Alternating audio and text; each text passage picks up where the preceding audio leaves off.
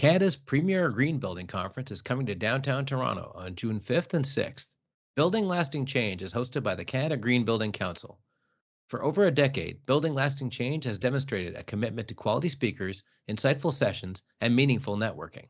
Over 2 full days, business leaders and green building implementers converge to learn and share the latest business and technical insights needed to decarbonize Canada's building sector with sustainable, low carbon, and resilient assets. Learn more and register at cagbc.org/BLC.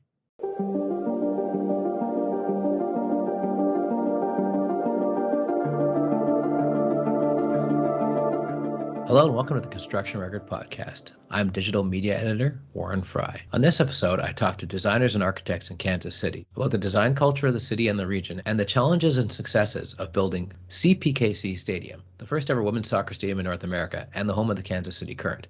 My first interview is with DLR Group Principal and Interior Design Leader Gretchen and KC Global Design Managing Director Ashley McDonald about the vibrant and deep design culture of Kansas City, a modern city with deep roots in the U.S. Midwest as a commercial hub and a link to both the west and east coasts of the country, as well as a hub for U.S. design firms.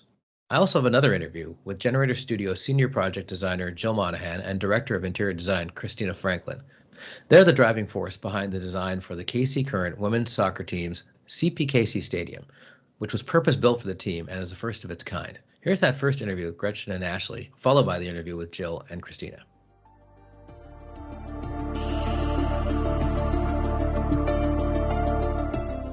And with me today I have...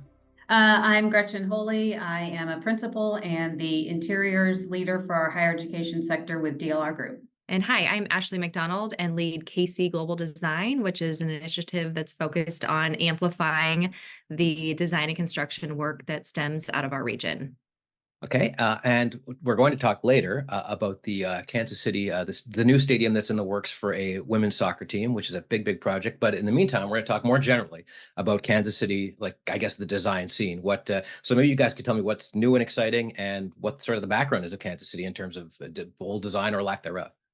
Yeah, I can kick us off. So KC Global Design really exists because of the depth of the industry that's here. So we've got over 1,200 architecture and engineering firms throughout the Kansas City region.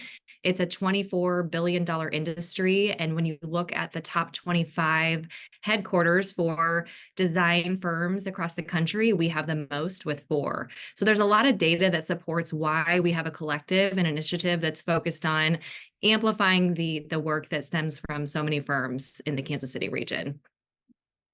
We are just coming off of a really exciting initiative, the first ever D7 retreat, and DLR Group was the main sponsor of that event, and Gretchen was heavily involved, so she can share a little bit more. But, we brought the 7 CEOs of the national design organizations to Kansas City to talk about some of those complex challenges and issues that all of these disciplines are facing, but knowing that there's power when bringing those individuals together to really move the needle.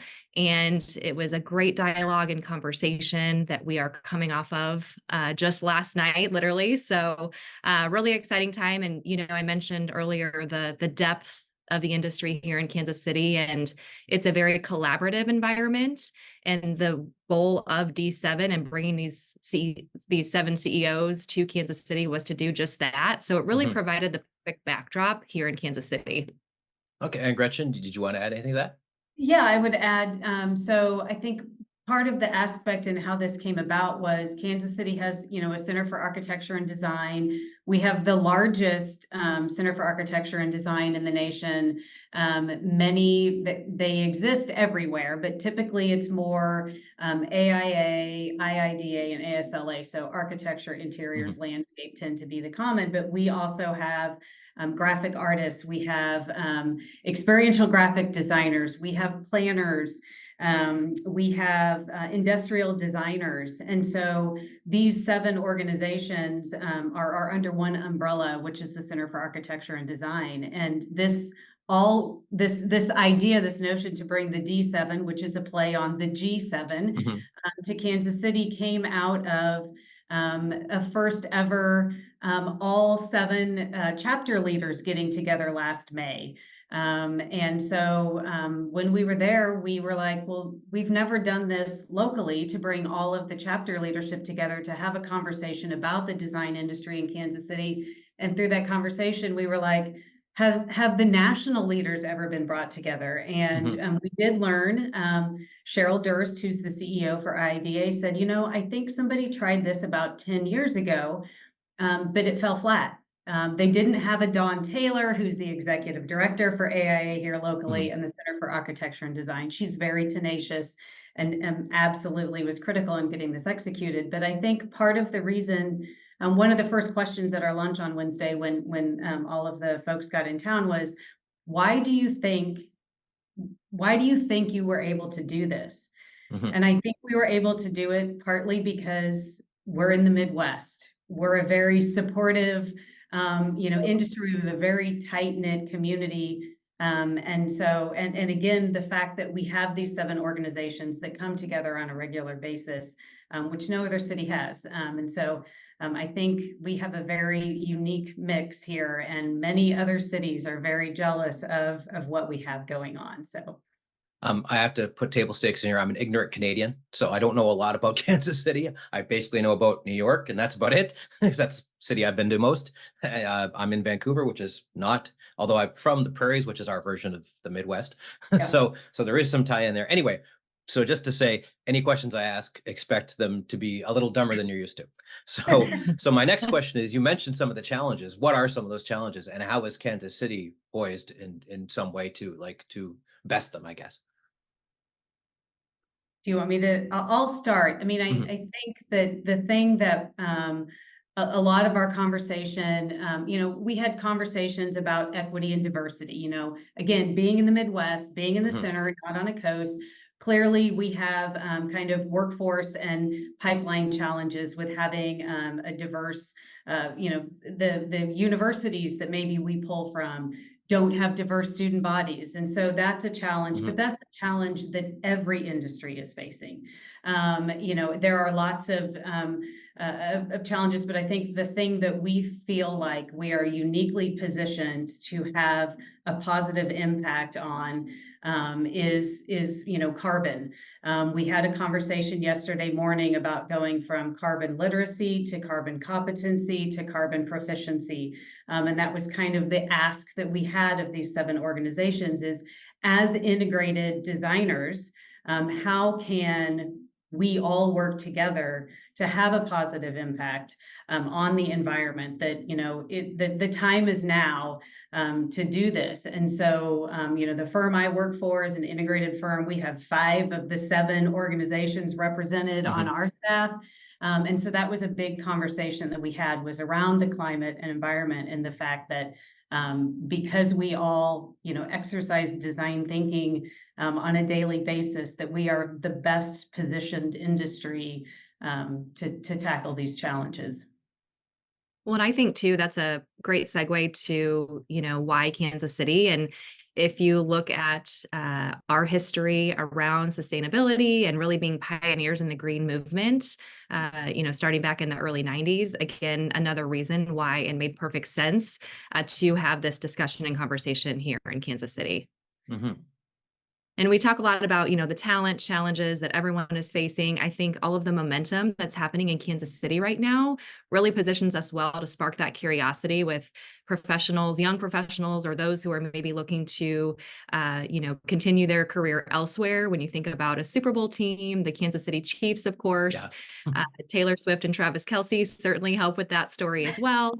And, just the stadium that you had referenced earlier, CPKC, and that being intentionally designed for women, the first stadium for professional women's sports, that gets people really looking at Kansas City and again, just sparking curiosity across the board. Another thing, I went down to World of Concrete and Con Expo, both in Vegas, and the thing everybody was talking about was, at the time, the Infrastructure Act. And I would assume Kansas City, correct me if I'm wrong, geography is not my strong suit, but it's kind of like Chicago. It's in the middle of everything. So there's probably a lot of infrastructure going both ways from both coasts and outward. So that would mean a lot of infrastructure and a lot of green stuff too, because of the climate aspect of the Infrastructure Act. So have you seen pickup in that regard of because of the Infrastructure Act and because of the heavy emphasis on green? Absolutely. It is critical. You know, we have a transportation division at Hmm. DLR, and we definitely, you know, we have a lot of high performance designers on staff, engineers. And so it's definitely something that is at the forefront of our mind. But Ashley, you maybe have a better understanding of the local impact that that's having across the AEC industry. Yeah, absolutely. I think it comes back to that collaboration and what's happening at the local level. You know, there's a project that we're calling the 670 CAP that's essentially a green space over a highway that's all about Hmm. that exactly. I also think about adaptive reuse and some of the projects that are happening that are, you know, one of its kind. The Rock Island Bridge is something that's going to be open in this summer, but very exciting. It's the one of the first entertainment districts over water. Okay. And so the history there is pretty incredible. We had a writer here also in Kansas City that for the D7 and just really looking at the industry as a whole. And it's just a fascinating project and a great story to share that is one example of some of those innovative things that are happening right here in Kansas City and really align well with the history that we have around architecture, engineering, and construction. Okay, and what is some of that history that as an ignorant Canadian, I may not know about? What are some of the showcase Absolutely. places that you have that you can show off? Yeah. Absolutely. So when you think about some of the largest firms that are headquartered here, so Burns and McDonnell, J.E. Dunn, Black and Veatch, you know, those firms were really instrumental in building 20% of the world's power systems. So it's the depth again, and that thought leadership being here for over a century in a lot of situations. And so, you know, I think that certainly speaks to kind of why Kansas City and the history that's there.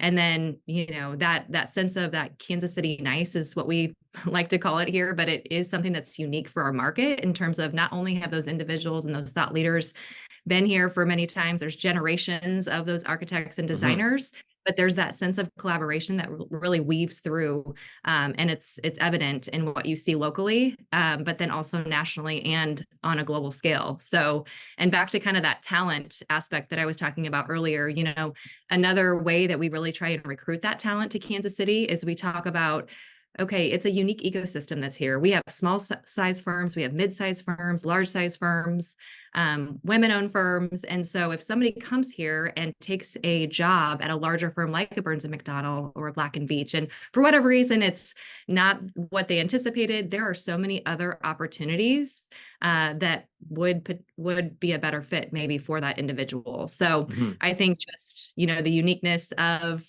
that makeup of our ecosystem here, we have it's very robust and helps bring that talent to Kansas City.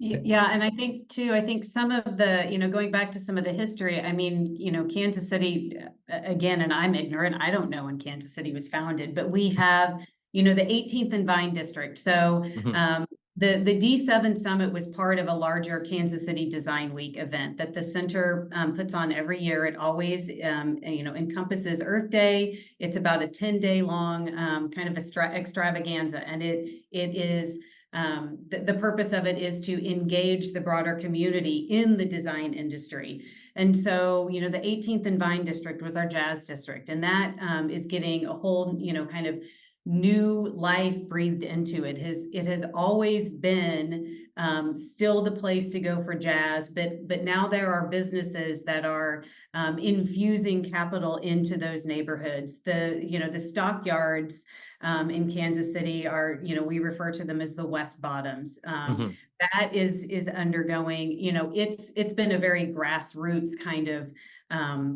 space, and now it is getting an influx of capital, you know, provided to that area to increase the amount of activity. It's still a great place for barbecue. It's a First Fridays kind of event where there are, you know, antique shops that open, and they're Hmm. only open, you know, the first you know, the first weekend of every month, and those sorts of things. But it's just where we are, you know, we understand the rich history that we have, and by maintaining and bringing some of those areas back to life, it just continues to add to the vibrancy of the city.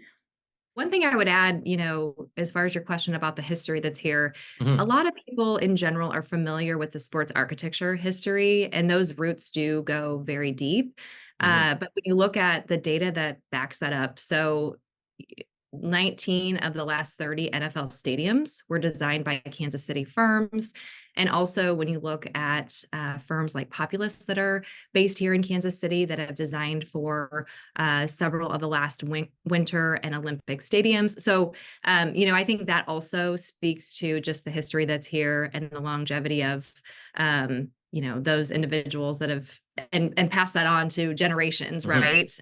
Because a lot of that work started many, many years ago and continues to happen today. Okay, well, I can't think of a better way to lead into the more detailed examination of the stadium. So thanks again for joining us today. Thank you.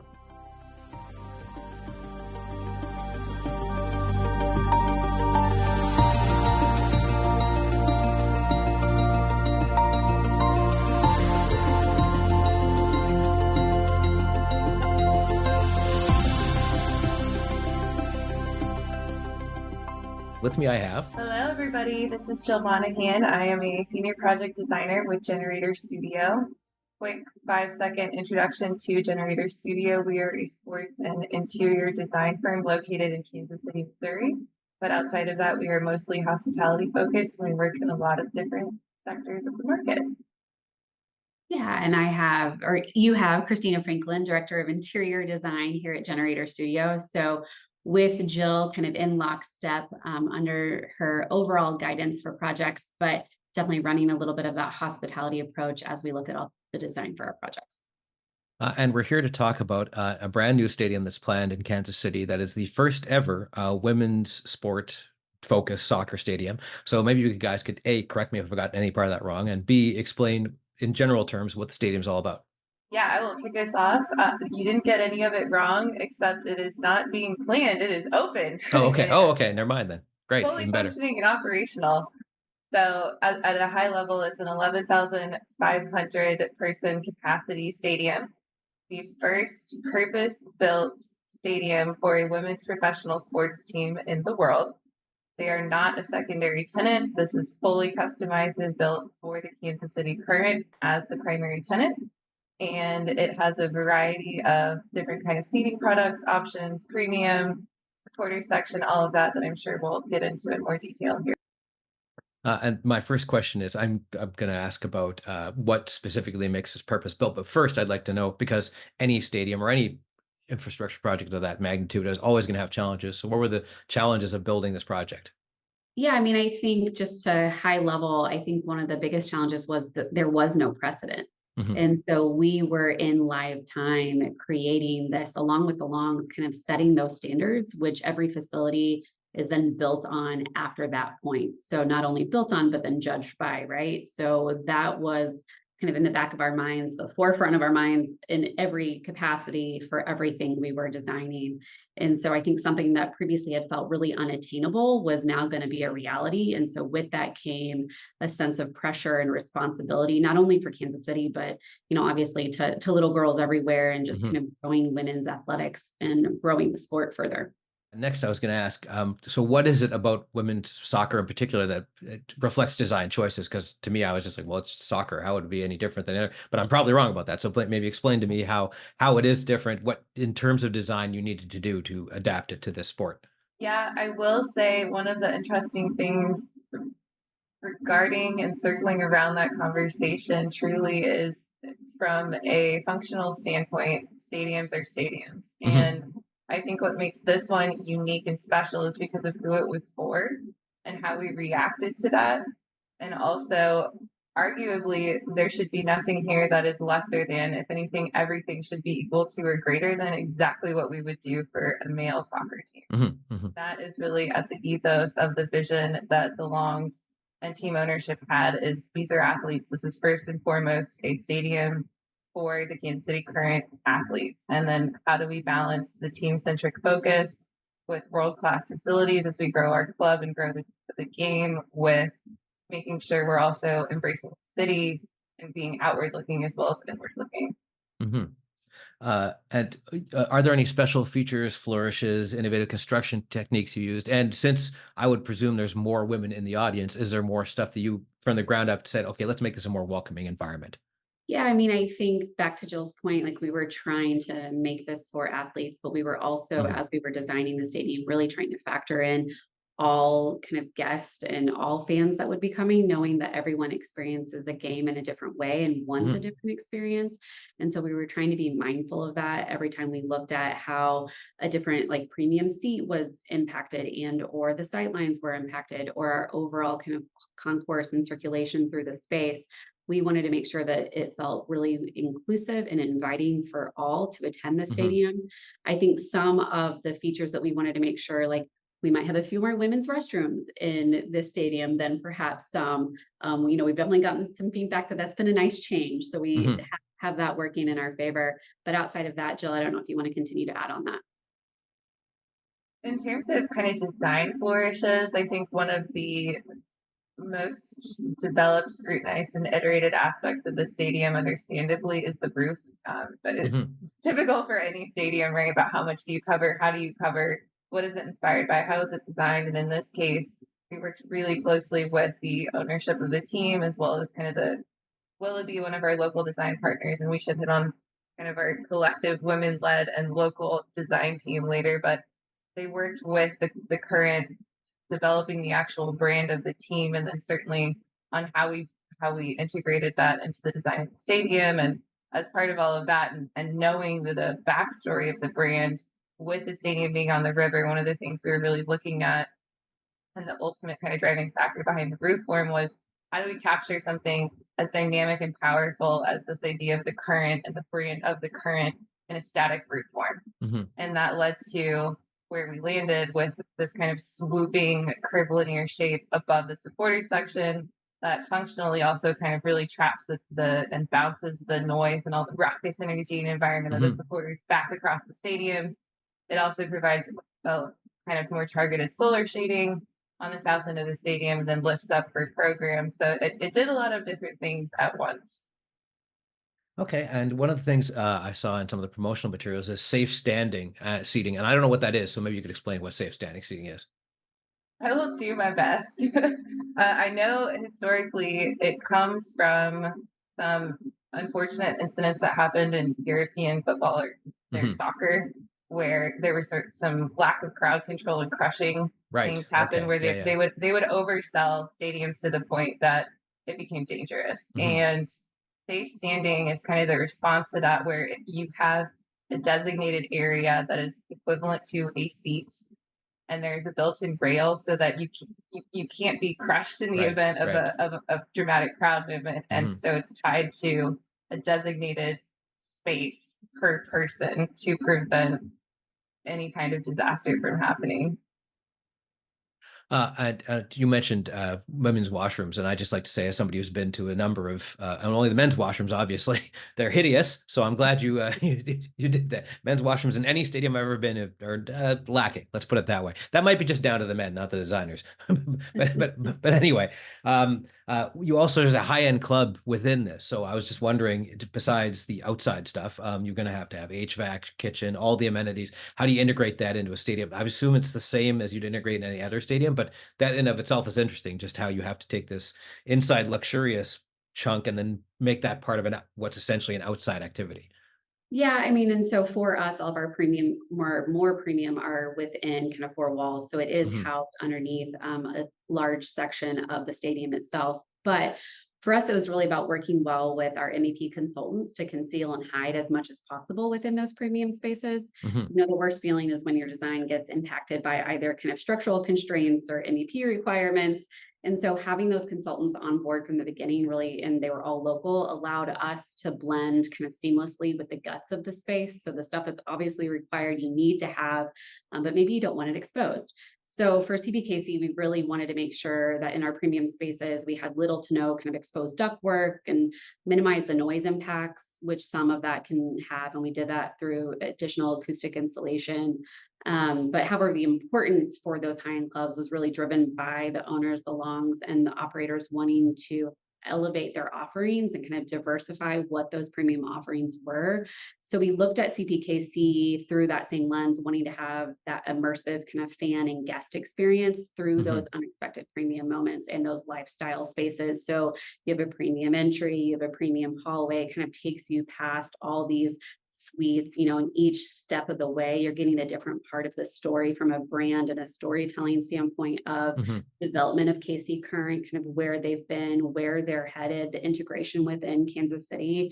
And so we really wanted to make sure that all of that rang true, not was it just something that was on a wall, but you felt it from the minute you walked in.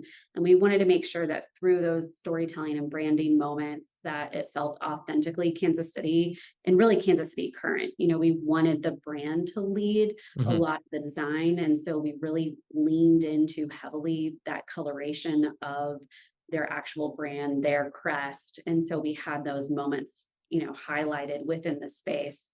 And so we have a fairly neutral palette, but when we have a pop, it's teal. When we have a pop, it's their, midnight navy color. When we have a pop, it's a little touch of red. And so we wanted to make sure that it felt authentically KC Current. And finally, I know it is built from the ground up for this team, but can it be customized for other uses? I would assume since stadiums are very expensive, you'd want to be able to do that. Also, even if that means school-age girls get to go play, like, I don't know what the soccer equivalent of Little League is, but something along those lines, that kind of thing. Yeah, it's designed for as much flexibility as possible. It can host multiple different sports. There are 4 auxiliary locker rooms that are designed to support whatever they need to with dedicated wet areas. We also kind of outside the actual extent of the pitch itself, the site of the stadium is designed to also be flexible for additional event hosting. We have space on the plazas to host Saturday markets or makers markets or other community facing activities that perhaps aren't as tied to what happens inside the stadium itself. It also can host, live entertainment events. So it's kind of the sky's the limit in terms of how flexible it can be within reason, within the capacity of the stadium. Okay, and without giving anything away, my final question, have you seen, because you've created this thing, have you seen more, and because this is just women's sports in general are a rising sort of phenomenon, have you seen more interest in more designing of these spaces, either yourselves or other firms are doing it?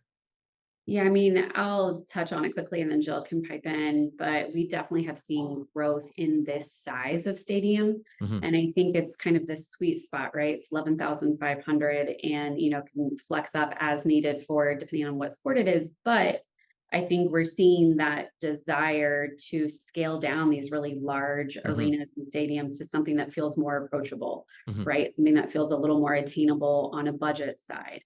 And so we've had a lot of teams that are interested in how does that work for our sporting organization. Yeah, I think to build on it, yes, thank goodness that the momentum around women's professional sports is growing. It's long overdue, and it's exciting to see all the things that are happening industry-wide and certainly in the AAC space related to all these dedicated venues that are popping up. I think for us, to Christina's point, the sweet spot in finding the balance between the old adage of would you rather play in a 10,000 person packed stadium or a 90,000 person mostly open stadium? And it's led a lot of people to realize there's something really special about proximity and access to a professional team. And it also creates scarcity. And if you play your cards right, you can drive revenue. So there are a lot of positives that start to happen for the athletes, for the city, for the communities of these kind of small probably, if you're comparing it to other professional stadiums, but stadiums that are really kind of custom and tailor built for the teams. I think we can only get better from here. And I hate saying that about my own work, but it's kind of true, right? As the first, all eyes are on it, and I hope that the conversation just keeps continuing to advance and people keep investing in women's athletes because they should. Well, and I think to that point, like we knew it was going to be the first, but we were hoping it wasn't going to be the last. And I think there's a sense of pride there too, that like we were part of that kind of initial conversation and we want to see it continue and that momentum continue. Okay, Jill and Christina, thank you for joining us today. Thank you for having us. Thanks for listening to Construction Record Podcast. You can hear us on Amazon Music, Apple Music, and Spotify, as well as on constructconnect.libsyn.com and the Daily Commercial News and Journal of Commerce websites. Thanks again.